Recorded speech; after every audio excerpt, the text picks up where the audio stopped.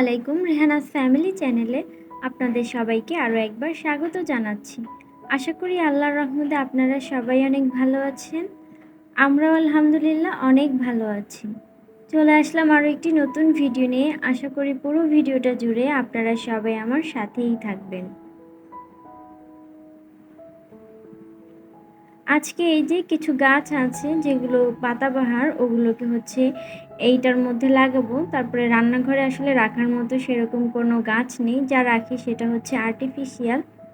তো আর্টিফিশিয়ালগুলো মনে হচ্ছে যে এখন আর ভালো লাগছে না, এর জন্য চাইছিলাম যে এই পাতাবাহার গাছগুলোকে বারান্দায় রাখার জন্য, বারান্দায় না, রান্নাঘরে রাখার জন্য।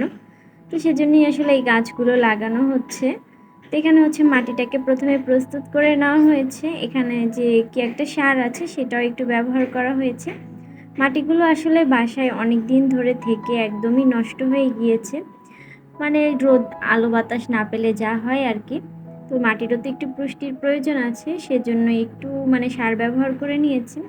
আর এখন এই তো গাছগুলোকে একটা একটা করে লাগিয়ে নিচ্ছে। এই গাছের কিন্তু একটা বড় গাছ আছে আমাদের বাসায়, তো সেখান থেকে আসলে ডাল কেটে এনে এখানে লাগিয়ে নিচ্ছে। এছাড়াও কিন্তু আমি এই একটা গাছ থেকে আরও অনেকগুলো গাছ লাগিয়েছি, যেগুলো কিনা হয়েছে। এটা ভেবেই এখন আর কি রান্নাঘরের জন্য একটা লাগিয়ে নিচ্ছিলাম। তো রান্নাঘরে আসলে আর্টিফিশিয়াল গাছই রাখা হয় সবসময়, এর জন্য ভাবলাম যে একটা জীবন্ত গাছ রেখে দেখি কেমন লাগে। কতদিন হয়ে গিয়েছে যে এখানে ভিডিও করি, তারপরে ভয়েস দিই, দেখেন তারপরেও কিন্তু ভুল হয়ে যায় কথার মাঝে।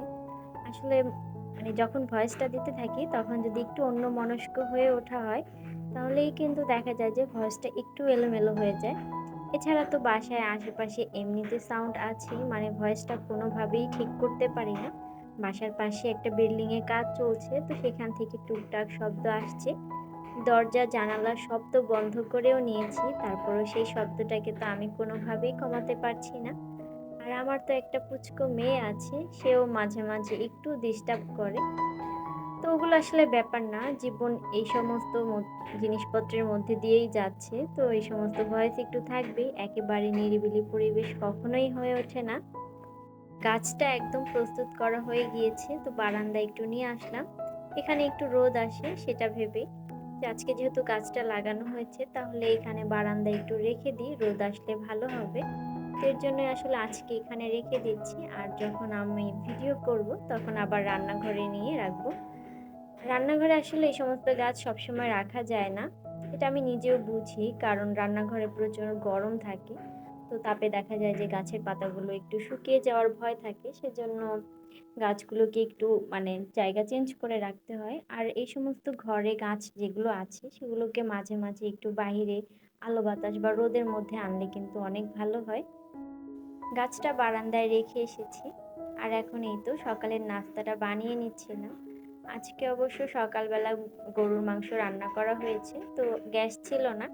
গ্যাস নিয়ে একটা মজার কথাই বলি, যেহেতু একটা সরকার চলে গিয়েছে, তো তার 2 দিন কিন্তু গ্যাসটা একটুও যায়নি। সেটা দেখে আমরা হয়তো ভেবেছিলাম যে আর কখনোই যাবে না, কিন্তু এখন যেহেতু দেখলাম যে সবকিছু স্বাভাবিক হওয়া শুরু করে দিয়েছে, সবাই যার যার কাজে ফিরেছেন, তো এখন আর কি টুকটাক একটু গ্যাসে প্রবলেম করা শুরু করে দিয়েছে। তো এটা ভেবেই হাসি আসছিল যে আমরা কি ভাবলাম আর কি হলো। আসলে গ্যাস তো একটু প্রবলেম করবেই, সব জায়গায় তো আর সমানভাবে দেওয়া সম্ভব না। তো যতটুকু গ্যাস ছিল চুলাতে, তো ততটুকু দিয়েই আর কি গরুর মাংসটা প্রেসার কুকারে দিয়ে রান্না করে নিয়েছিল। আর এটাই আজকে আমরা দুপুরেও খাবো, সাথে একটু ডাল রান্না করে নিব। আজকে দুপুরের জন্য আর সেরকম কোনো আয়োজন হবে না। তো এই তো সকালের নাস্তাটা রেডি করা হয়ে গিয়েছে, এখন খেয়ে নিব। তো আজকে অবশ্য আমি দুপুরে রান্নার কোনো ভিডিও শেয়ার করিনি, কারণ আজকে যেহেতু সকালেই রান্না করা হয়েছে সেজন্যই। প্রতিদিন তো আপনাদের সাথে অনেক কিছুই রান্না বান্না শেয়ার করি, তো আজকে একটু ভাবলাম যে এমনি যে কাজগুলো আছে বা কাজগুলো করা হয় বাসায় সেগুলো একটু শেয়ার করি। সবসময় তো একই টাইপের ভিডিও শেয়ার করি, আপনাদের হয়তো একঘেয়েমিতা আসতে পারে, নিজের কাছেও তো একঘেয়েমিতা লাগে, কারণ সবসময় একই রকম ভিডিও দেখতে কিন্তু কারো কাছেই ভালো লাগে না।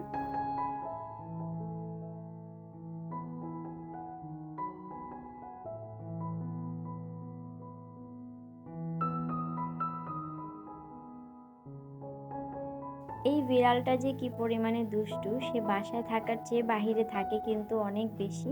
তো গায়ে একদম ধুলাবালিতে মানে মেখে যায়, কোথায় কোথায় যে বসে সেটাই আর কি চিন্তার বিষয়। মাঝে মাঝে আমরা আমাদের বারান্দা থেকে মানে দূরে দেখি যে ও কোথাও একটা শুয়ে আছে বা বসে আছে। ওই সমস্ত জায়গায় তো ধুলাবালি ময়লা থাকে। তো এর জন্য আসলে ও যেহেতু বাহিরে বেশি থাকে, ওর গায়ে কিন্তু প্রচুর ময়লা হয়। ওকে হচ্ছে আগের মতো তেমন একটা কোলে নেওয়া হয় না, কারণ ওর গায়ে একটু ধুলাবালিটা বেশিই থাকে। আর প্রায় প্রায় ওকে গোসল করানো হয়। বিড়ালরা কিন্তু দেখবেন গোসল করতে চায় না, মানে গোসল করতে একটু অস্বস্তি বোধ করে। মানে যেগুলো অবশ্য পার্সিয়ান বিড়াল, ওরা কিন্তু সেরকম একটা দুষ্টুমি করে না গোসলের সময়, কিন্তু এই যে দেশি যে বিড়ালগুলো আছে এগুলো কিন্তু গোসলের সময় অনেক দুষ্টুমি করে। তো ওকে কিন্তু গোসল করানো হয়ে গিয়েছে, এখন এই তো গাটা শুকানোর জন্য সে বারান্দায় এসে শুয়েছে। এখন আর কি এখানেই থেকেই তার গাটা শুকিয়ে যাবে।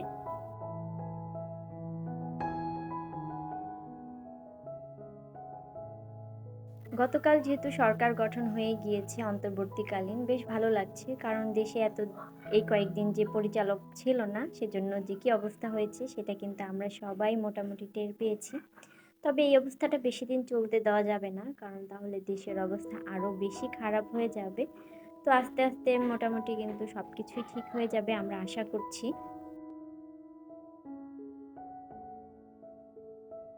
ছাত্র সমাজ যে সবকিছু এভাবে বদলে দিবে এটা কিন্তু আমরা কেউই কল্পনা করিনি, কারণ এই সমাজে যে ছাত্ররা আছে এখনকার সময়ে, এই ছাত্রদেরকে কিন্তু আমরা সবাই বলেছিলাম যে মোবাইলে আসক্ত এক জাতি। কারণ অ্যান্ড্রয়েড বা মোবাইল, ল্যাপটপ, কম্পিউটার এগুলো আমাদের সাথে এমনভাবে এখন জড়িত, যেগুলো ছাড়া কিন্তু আমরা একটা মুহূর্ত কল্পনা করতে পারি না। তো আমরাও কিন্তু সেরকম ভাবেই এই জাতিটাকে বলেছিলাম যে মোবাইলে আসক্ত এক জাতি। তবে এই জাতির মধ্যে থেকে যে এত কিছু হয়ে যাবে এটা কিন্তু আমরা কেউ একটুও কল্পনা করিনি। দেশটাকেও যে তারা পুরো সংস্কার করার জন্য দায়িত্ব হাতে নেবে এটাও কিন্তু আমরা চিন্তা করিনি। কয়েকদিন আগেই তো তারা কি ছিল, এখন আবার তারা কি হয়ে গিয়েছে, মানে বিষয়টা কিন্তু ভাববার।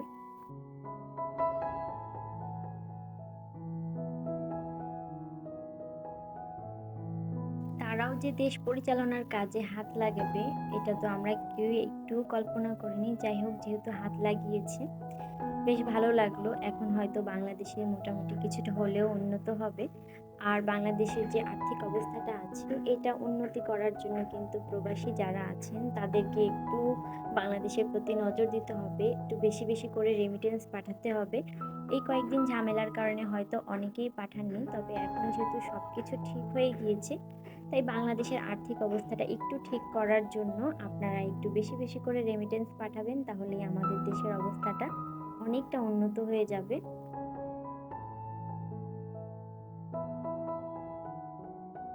আপনারা যারা যারা এতক্ষণ ধরে আমার এই ভিডিওটি দেখছেন, যদি লাইক দিতে ভুলে গিয়ে থাকেন প্লিজ লাইকটা দিয়ে নেবেন। আর যারা যারা আজকে আমার চ্যানেলে নতুন ভিজিট করছেন, আমার কাজের কোনো অংশ যদি আপনাদের কাছে ভালো লেগে যায় তাহলে চাইলে আমার চ্যানেলটাকে সাবস্ক্রাইব করে আমার পাশে থেকে যেতে পারেন। এখন তো সন্ধ্যাবেলা, আগে তো প্রচুর পরিমাণে বই পড়তাম, তবে এখন এই যে ইউটিউবের চক্করে পড়ে একটু বই পড়া হয়ে ওঠে না। তবে সময় সুযোগ হলে চেষ্টা করি। তবে আমি কিন্তু একসাথে অনেকগুলো কাজ করছি এখন, সেটা হয়তো আপনারা দেখেই বুঝতে পারছেন। বই পড়াটা আসলে অনেক ভালো একটা কাজ। কোনো কিছু যখন ভালো না লাগে তখন কিন্তু একটু বই পড়লে অনেক বেশি ভালো লাগে। আমার আজকের ভিডিওটি এই পর্যন্ত। পরবর্তী একটা ভিডিওতে দেখা হচ্ছে। ভালো থাকবেন। আল্লাহ হাফেজ।